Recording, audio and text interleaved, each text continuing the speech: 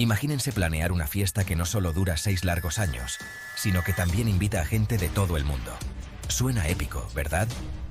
Pues no. Este fue el escenario de la Segunda Guerra Mundial, una reunión global que nadie disfrutó. Comenzando con la inesperada invasión de Polonia por parte de Alemania en 1939. Esta fue una fiesta que comenzó sin consentimiento, convirtiéndose en un caos que envolvería al mundo entero. El anfitrión, Adolf Hitler, no había enviado invitaciones tradicionales. En cambio, su forma de invitación fueron tanques cruzando fronteras y bombardeos aéreos que podrían helar la sangre de cualquiera.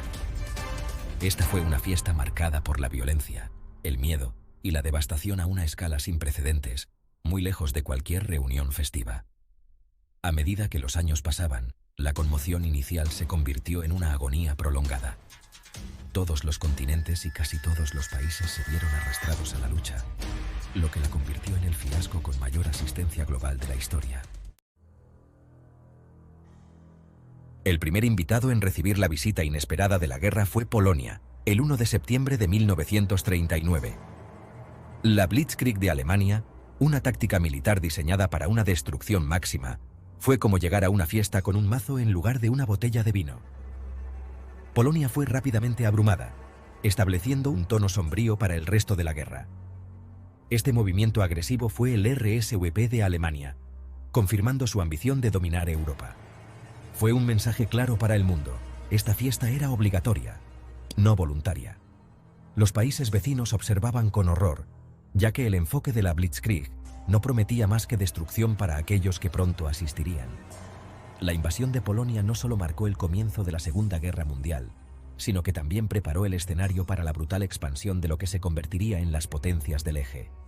La velocidad y la ferocidad del ataque dejaron poco espacio para que Polonia respondiera, esencialmente atrapándolos en una esquina de su propia casa.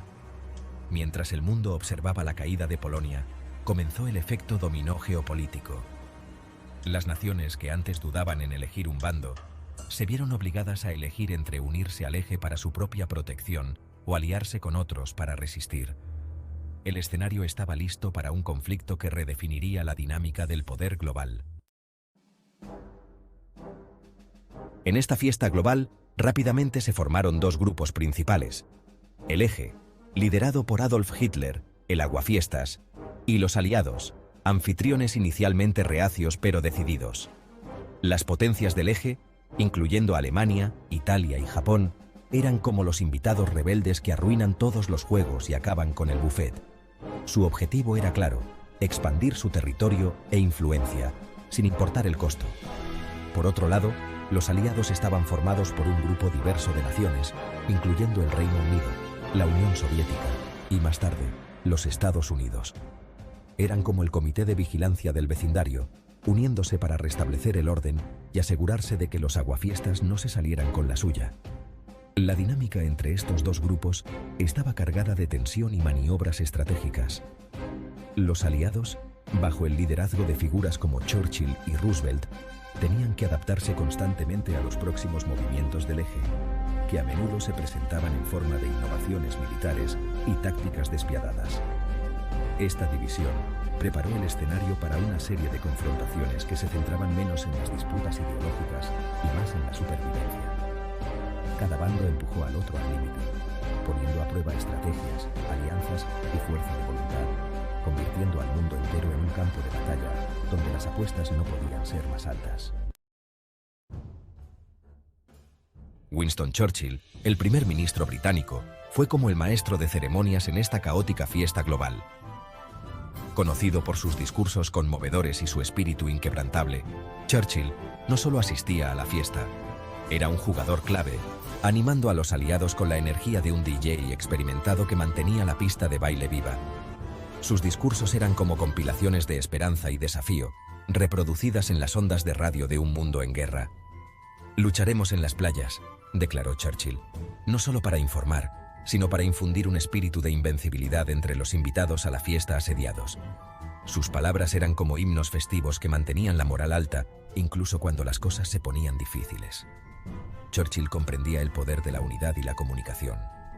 Era un experto en forjar alianzas, sabiendo cuándo ceder y cuándo mantenerse firme. Su relación con otros líderes aliados no siempre fue fácil, pero como cualquier buen anfitrión de una fiesta, sabía cómo manejar personalidades diversas, desde el encanto pragmático de Roosevelt hasta la determinación severa de Stalin. Bajo su liderazgo, Gran Bretaña se convirtió en el bastión obstinado contra los avances del eje en Europa. La batalla de Inglaterra y otras confrontaciones clave bajo su mando fueron como duelos de baile épicos contra las potencias del eje, donde perder no era una opción. El liderazgo de Churchill fue crucial, asegurando que la fiesta no terminara prematuramente con un final amargo.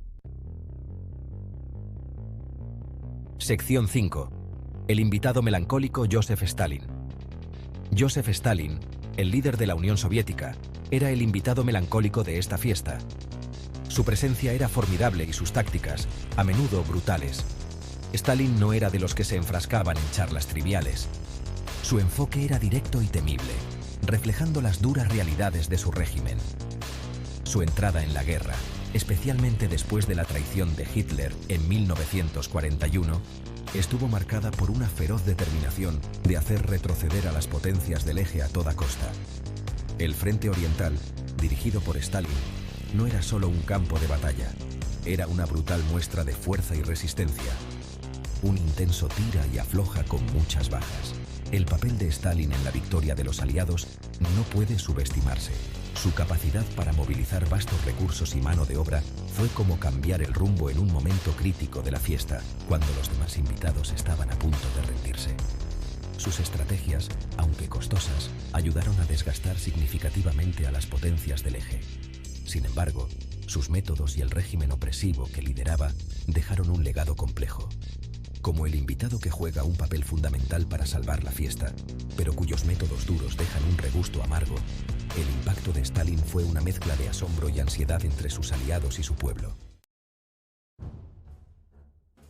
Los Estados Unidos eran como el vecino que escucha el ruido de la fiesta de al lado y decide unirse bastante tarde. El ataque a Pearl Harbor, en diciembre de 1941, fue el timbre que despertó a este gigante de su letargo.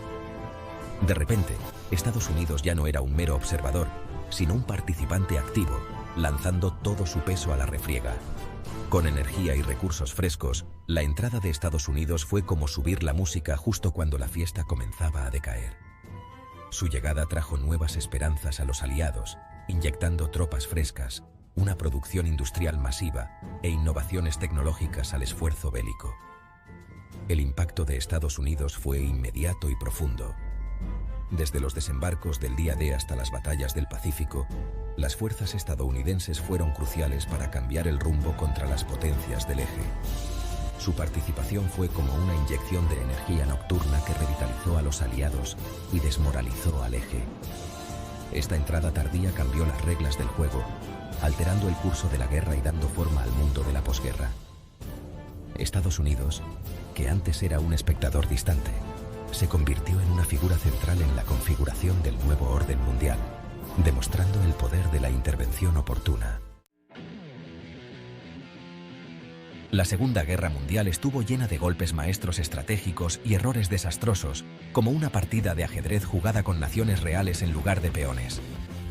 Cada batalla importante era un movimiento que podía cambiar el rumbo, con el eje y los aliados constantemente tratando de superarse en maniobras.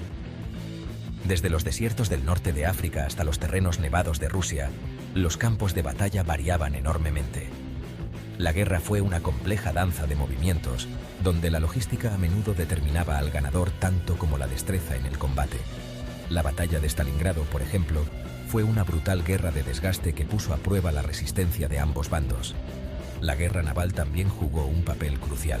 La batalla de Midway, por ejemplo, fue como un giro dramático en el guión, con la Armada de los Estados Unidos asestando un golpe devastador a la flota japonesa. Cada batalla tenía su propio conjunto de reglas y riesgos, contribuyendo de manera única al resultado final. Estas batallas no se trataban solo de poderío militar, sino también de guerra psicológica, de quebrar la voluntad del enemigo de continuar la fiesta. Los bombardeos estratégicos, el espionaje, la propaganda, todas fueron herramientas utilizadas para influir en la opinión pública y desbaratar los planes del enemigo, tácticas cruciales en una guerra que se libraba tanto en las mentes como en los músculos. A medida que la fiesta llegaba a su fin, Estados Unidos presentó un escalofriante regalo de despedida, la bomba atómica. Lanzadas sobre Hiroshima y Nagasaki en agosto de 1945, estas bombas fueron como los impactantes giros argumentales que nadie vio venir. La devastación fue inmediata y abrumadora, silenciando efectivamente a las potencias del eje en el Pacífico. La introducción de la guerra atómica marcó un sombrío cambio en la estrategia militar. Fue una demostración de un nuevo tipo de poder, uno que podía poner fin a fiestas o guerras con una eficiencia inimaginable. El mundo observó con horror el amanecer de la era atómica, un crudo recordatorio del potencial destructivo que la humanidad ahora poseía. Esta drástica acción fue controvertida, pero subrayó el deseo desesperado de poner fin a la guerra. Las bombas pusieron fin abruptamente a la saga de 6 años, obligando a una reflexión global sobre las nuevas realidades de la guerra. El final de la Segunda Guerra Mundial no fue solo un cese de hostilidades, sino el comienzo de una nueva e incierta era en la política global. El legado de la bomba atómica es complejo y está cargado de debates éticos. Sigue siendo uno de los recordatorios más crudos de la guerra, una advertencia sobre los extremos a los que las naciones están dispuestas a llegar para asegurar la victoria y las profundas responsabilidades que conlleva un poder inmenso. La fiesta global de 6 años que fue la Segunda Guerra Mundial no fue precisamente una celebración. En cambio, fue una dura lección sobre las profundidades a las que puede hundirse la humanidad y las alturas que puede alcanzar cuando se une contra un adversario común. La guerra remodeló el mundo, redibujando fronteras y redefiniendo la política global. Las lecciones de este tumultuoso periodo son claras. La unidad y la cooperación son esenciales frente a la adversidad.